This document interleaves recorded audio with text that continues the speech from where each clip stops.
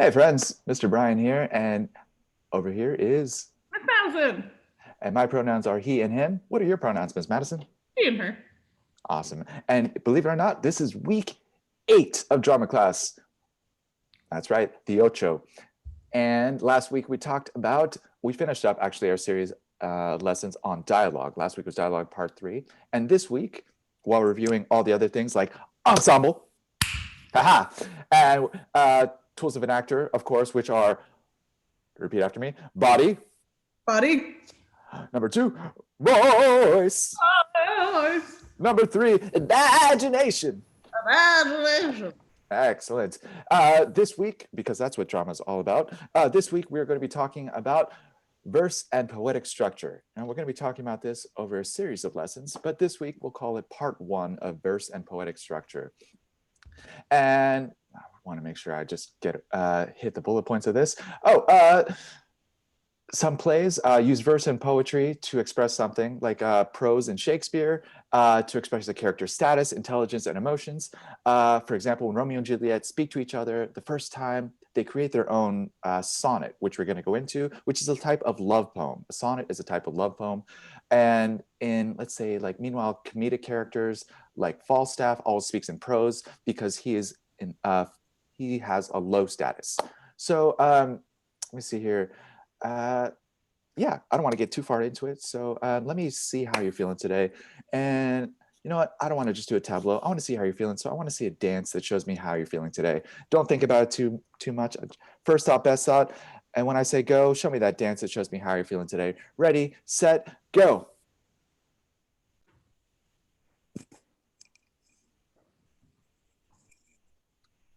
And freeze. And breathe that feeling in. Take a big deep breath in. And acknowledging it, and exhale. Bring your arms down, bring that energy into the world, aware of how we're feeling today. All feelings are valid, and give your laser eyes on Miss Madison.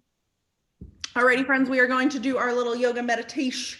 It's meditation. Say the full word, Miss Madison. All right, yoga and meditation warm up. Here we go. You know the drill. Relax, sitting up nice and tall. Hands fall wherever they may fall. Deep breath in.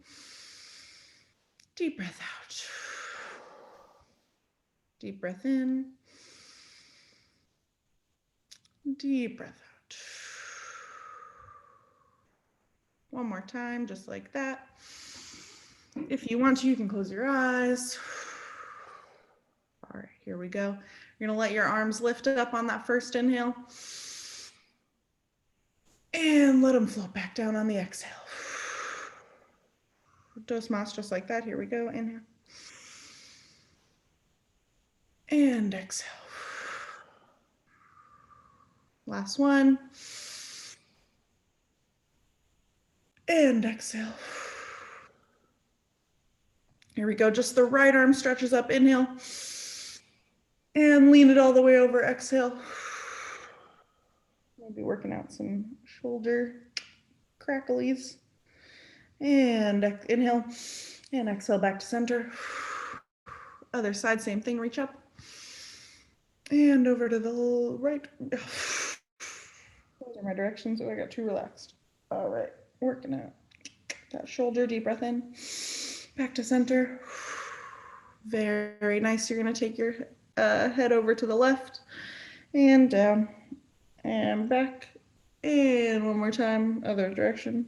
Right, down, center. Very nice. Here we go. We're going to interlace our fingers. Exhale, push them out. Inhale, bring them up. Exhale, big yawn. Oh, that felt really good. Let's do it one more time. Here we go. Inhale. Exhale. Inhale. And exhale, big yawn. Very nice. And we're going to rub our fingers together, get a little bit of energy going. And you're going to spread that energy all over your body. Down to your feet, down to your face. Make sure you've washed your hands first, your hair. And deep breath in. Big exhale out. Very nice. And now we're going to laser focus on Mr. Bryan to talk about haiku. Thank you, Miss Madison. All right. So a haiku is a Japanese style of poetry that is short, and traditionally it's about nature. Haikus have 3 lines. How many lines is Madison? What? How many lines, Miss Madison? 3. 3 lines. And the first line is going to be 5 syllables.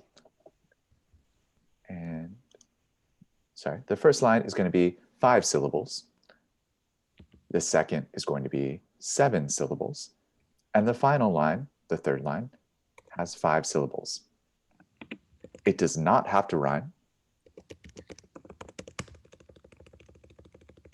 That's right. And the thing is about a haiku that I love is that it's short, and that's not what I love about it, but it's like choosing the specific word, like the specific word that'll fit your haiku, that'll fit your poem. Because out of all the words, you only have, as you can see, a certain amount of room, a certain amount of syllables that'll fit. So you have to pick that one that paints the picture. And I love that about these poems. They paint the picture so specifically. So let's do one together here. So let me think here. I want to say something about today. What is today? Today is Wednesday. But what year is it? Sorry. Today is Wednesday. We're going to title this haiku Wednesday. All right. So first thought that comes to mind, 5 syllables. Let me think here. All right. Today's Wednesday. Today's Wednesday. 5 syllables. Am I coming up? What's that? Are you continuing or am I coming up with the second line? Oh, yeah, you go ahead. Oh, okay. 1, 2, 3, 4, 5, 6, 7. Today's Wednesday. And tomorrow is Thursday. Excellent.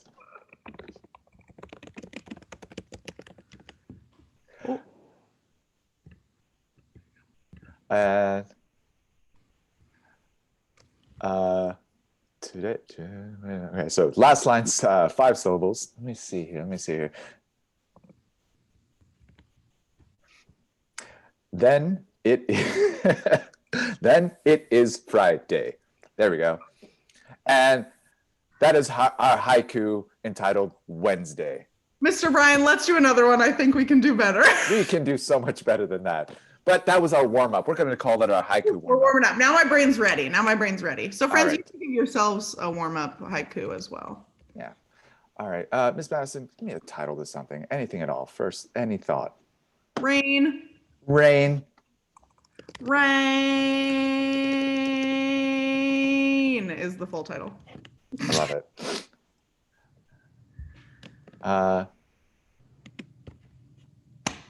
Okay. I love the rainfall. Miss Madison? Mm-hmm.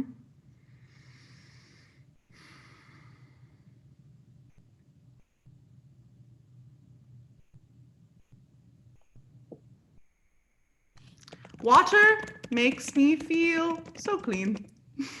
Excellent. And I'm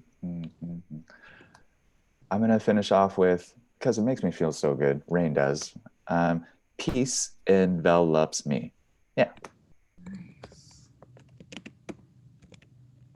And remember, we're just trying to express how we feel. So first thought, best thought, especially here, just to get it out. And sometimes with haiku, you just have to play around. And find what works for you. All right. So that's haiku. And we have other types of poems that we'd like to introduce to you. Like what, Miss Madison? Ooh, my favorite, Iambic Pentameter. Iambic Pentameter. Oh, there's some big words. What do they mean? Iambic Pentameter means that there are 10 syllables per line. All right. Iambic pentameter is the way in which William Shakespeare wrote. All right. Most of, at least his sonnets. Oh, no, don't do that. Boring. Disaster. Stop. You're good. Just kidding. Friends, it's just the lesson plan. All right. Mr. Bryan and I, we're not, we don't have this memorized. All right. Here we go. So, The pentameter. Iambic pentameter. Iambic pentameter is the rhythmic meter that Shakespeare used to express a character's intelligence or emotions. It also tells us a lot of times how to pronounce certain Shakespearean words because you have to fit the iambic pentameter thing. And friends, the super cool thing is that iambic pentameter has the same rhythm as our hearts. Yeah? Oh, I Our love hearts. this. Yeah. Ba-dum, ba-dum, ba-dum, ba-dum, ba-dum. All right? 5 of that, 2 beats each. That's 10 syllables. That's an iamb, baby. All right? That's iambic pentameter. So here we go. Goes ba-ba, ba-ba, ba-ba, ba-ba, ba-ba. So a sonnet is 14 lines of those 10 syllables. We're not going to do a whole thing. We're not going to do a whole sonnet together, but we are going to talk about some of Shakespeare's sonnets and some of Shakespeare's words. All right. So let's practice. Ba ba ba ba ba ba ba ba ba ba. We'll do it one more time. Ba, ba, ba, ba, ba, ba, ba, ba. Shakespeare wrote, but soft. But It's okay because it's so natural that Miss Madison, yeah, it's so natural that it just comes out. So when you think about it, it's like, no, but it just comes out naturally. Here we go. But soft, what light through yonder window breaks. It's soft. I am the east and Juliet the sun. All right. The sun, excuse me, it goes up. So friends, our heartbeats are the same thing as iambic pentameter. So if you ever have trouble forgetting that, it's just 5 little heartbeats. Bum, bum, bum, bum, bum, bum, bum, bum, bum, bum. And that is iambic pentameter. Let's talk about sonnets. So a sonnet is an Elizabethan poem with 14 lines. All right. And Shakespeare wrote all of his in iambic pentameter, which means 10 syllables per line. I'm going to pull up the whiteboard. Here we go. Here we go. Here we go. And there's other rules. Sonnets are a little bit harder than haiku, so that's why we start with haiku. There are some other rules. Get out of here. Hey friends, it's me, Miss Anna. You don't know me, but I'm here and I'm going to tell you something really quick. I love iambic pentameter and I get really nerdy about it. And I wanted to tell you one more thing that's very cool about iambic pentameter. So as Miss Madison already said, an iamb is your heartbeat, bump, bump. And when you think about the word pentameter, pent means 5. That's why pentacle is a 5-pointed star. So anytime you hear the word pent, that's Latin for 5. Not anytime, but a lot of the time. So pentameter, pentameter. So it's 5 feet, which Miss Madison already said, and iamb is 1 foot, which is 2 syllables, bump, bump. Now here's the fun part. Iambic pentameter means that an iamb, bump, bump, is the regular rhythm. Just like Miss Madison and Mr. Bryan already said, that's your regular heartbeat. There are 3 other options that go pyrrhic, which are bum, bum, and it's just the weak, sad ones. Then there's spondy, which is ba, ba, which is my favorite because it's too strong. And then there's trochee, which is bump, bump, instead of bump, bump. Now, Shakespeare used those 3, all 4 of them, to help illustrate heartbeats, emotions, all those things. And it's very cool. If you get into reading sonnets, which I highly recommend you do, you will find just how Miss Madison was kind of struggling to think, ooh, is that an iambic line? Because there are lots of other lines, like another famous Shakespeare line that we use all the time, to be or not to be, that is the question. It's not an iambic line. It's not a normal line because that line, first of all, has 11 syllables and has what's called a feminine ending, which means that the 11th syllable is unstressed. And it's in a moment when Hamlet is at his most vulnerable and his most upset and even starting to have some self-harm thoughts and tendencies, or other harm thoughts and tendencies. So Shakespeare puts a lot of irregular lines in that entire speech because he's showing that Hamlet is not feeling great in the noggin. And my other favorite thing that I am going to tell you before I leave, and I am going to leave, I promise, is because this is the thing that made me fall in love with Shakespeare and made me fall in love with iambic pentameter. Remember what I told you about a trochee, bump, bump, right? So that's like your heart skipping a beat or your heart making an irregular kind of heartbeat. So think about the word never. You can't really say it never, never, right? You kind of have to say it never. In the play, King Lear dies of a broken heart because his daughters have betrayed him. And he has cast out the only daughter that he has that did not betray him. And he's very old and he's dying of a broken heart. And the last thing he says, one of the very last things he says, is the word never 5 times. How many syllables does the word never have? 2. So that's 5 feet, right, of trochees. Never, never, never, never, never. His heart is breaking and the rhythm is breaking with him. That is all I have to say. I'm so sorry, Miss Madison, Mr. Bryan. I love you. Goodbye. Thank you, Miss Anna. No, I could never have delivered such a gorgeous speech. That made me fall in love with iambic pentameter. All right, here we go, friends. So now we're going to talk about sonnets, all right? So a sonnet, 10 syllables per line. Actually, yes, Shakespeare sonnets are in iambic pentameter, but sonnets don't have to be in iambic pentameter. They have to have 4 stanzas. Stanzas, the easiest way to think about it is like a verse in a song. A little section of a song, right? So 4 sections. They have 14 lines. All right. They have the first 3 stanzas are going to go, here's how we define rhyme scheme. They're going to go A, B, A, B. Then we have C. Oh, this is going to get complicated. I'm going to delete this. I don't know how to. It's okay, Miss Madison. It's clear. It is clear, and we'll go over it again too, just to clear it up. I don't know how to get back into this text box. It's another episode of Miss Madison Figures Out Zoom. Yay! Why is it not? Okay, I guess we're gonna go here. All right. Then we have C, D. All right. Then we have E, F. I know it's down there. And then we're going to go over here for our last 2 lines. So that's 12. So do we have room for a whole other A, B, A, B? No. So we have to done. G. All right. So what this means is that the letters that are the same rhyme. Yeah, they make the same sound. It just feels like I should be able to click back into it. Oh, well. Okay, so they make the same sound. I'm going to clear all of this. Clear all drawings.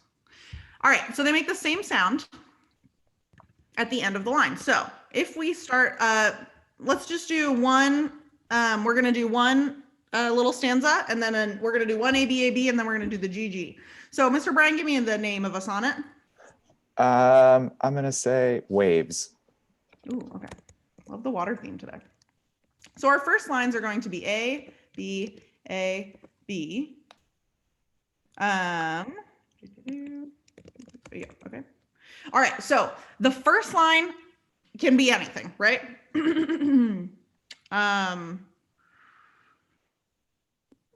When I go to the beach. Yeah? One line, all right? The second line can also technically be anything. Mr. Bryan, what's our second line? I'm going to say, I'm excited and ready to go. Okay. Now, friends, is where it gets tricky because I have another A line. So it has to rhyme with the first line. When I go to the beach, I'm excited and ready to go. All right, so it's got to be kind of the same time, and it has to end with the sound each. So you want to think about some words. Reach, leech.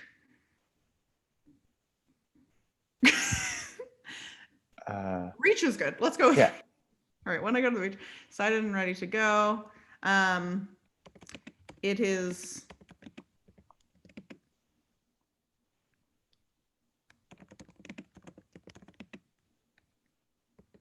start to reach. Start to reach. And then the B has to rhyme with Mr. Bryan's line. I'm excited and ready to go. When I go to the beach, I'm excited and ready to go. It is then that I start to reach. Mr. Bryan? I'm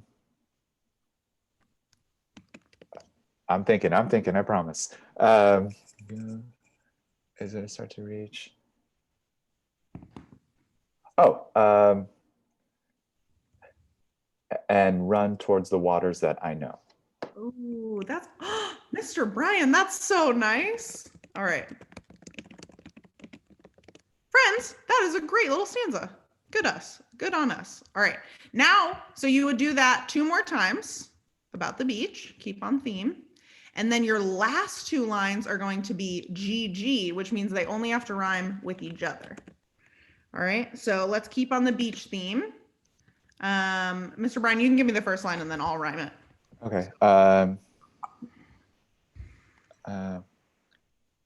And when the sun goes down. And when the sun goes down.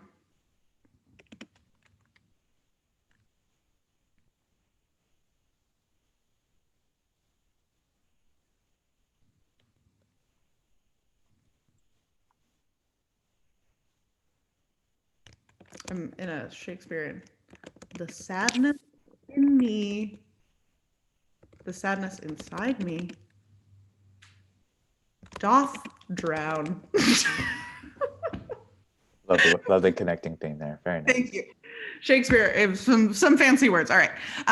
But that's a happy line. It seems dark because there's a lot of dark words in it, but that's a happy line. The sadness, it goes bye-bye. Okay, friends, so we want you to complete either or both, try both, writing haiku, remember that's 5-7-5, or a sonnet, which is A, B, C, D, C, D, E, F, G, G.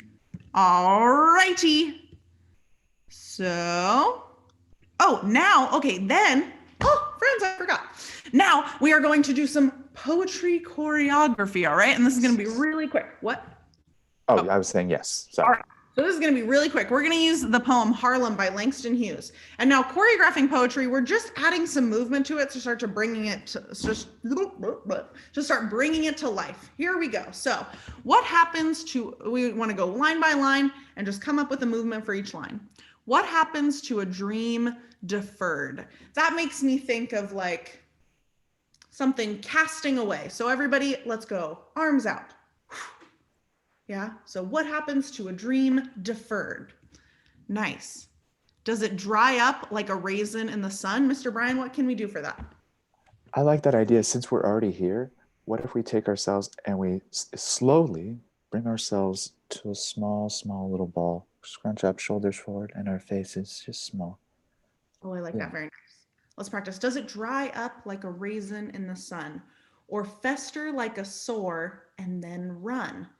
I'm thinking a little bit more. So friends, this can be literal, like festering, or it can be a little bit more abstract. So we're going to go a little bit more abstract, or fester like a sore and then run. I think we're just going to slow motion, be like reaching out towards the audience. Nice. All right, so let's go from the beginning. What happens to a dream deferred?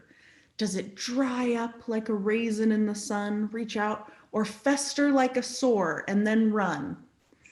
Does it stink like rotten meat? Mr. Bryan, your turn. Since we're over here already, sorry, I like to connect it. So let's bring our hand in and let's do one of these and turn our head away because that's how bad it is. Nice. Does it stink like rotten meat? Or crust and sugar over like a syrupy sweet? So let's take or crust and sugar. Does it stink like rotten meat? And then we're just going to put our hands over the top and kind of sizzle them, or crust and sugar over like a syrupy sweet. Maybe it just sags like a heavy load, Mr. Bryan. All right, and since we're here, first thought would be take our hands here. Imagine you have a bag, like a bag, and take it, put it over your shoulder, and it's really heavy. And I want you to imagine you've just been walking and it's the heaviest backpack, the heaviest bag. And I want you to just let the weight of it just drag you down. You're still on screen. You're still staying up. Maybe it just sags like a heavy load. Nice. Maybe it just sags like a heavy load. And last line, or does it explode? And friends, I want you to pick the last movement. Mr. Bryan and I are going to do something different from each other. We're just going to come up with it on the spot when we do it. All right. And I want you to join us. So here we go. From the beginning, I'm going to read. We're going to move. What happens to a dream deferred? Does it dry up like a raisin in the sun, reaching out, or fester like a sore and then run? Does it stink like rotten meat, or crust and sugar over like a syrupy sweet? Maybe it just sags like a heavy load, or does it explode? Nice, friends. Good job. So you can do assignments, haiku, sonnet, and some choreography for any of those poems, yeah, to bring them to life a little bit. Here we go. Deep breath in, deep breath out. And Mr. Bryan, let's check out. Yeah, let's check out. And so we talked about the different kinds of poems. We did a little bit of choreography, we reviewed. And Miss Madison, do you think it'd be okay if we had them send it to us, either emails, if they have some choreography that they want to share with us? Oh, yeah. Awesome. So email us, all the social medias that are available, send them to us. Otherwise, I want to see how we're feeling today. So give me, when I say go, first off, best out a statue of how you're feeling today. Ready, set, go. And freeze. And breathe that feeling in.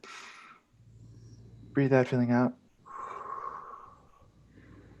Acknowledging it, being aware, and bring ourselves into the space for the rest of the day. And put your hand in the middle. And we're going to say drama on 3. 1, 2, 3, drama. Great work today, everyone. We'll see you next time. Bye.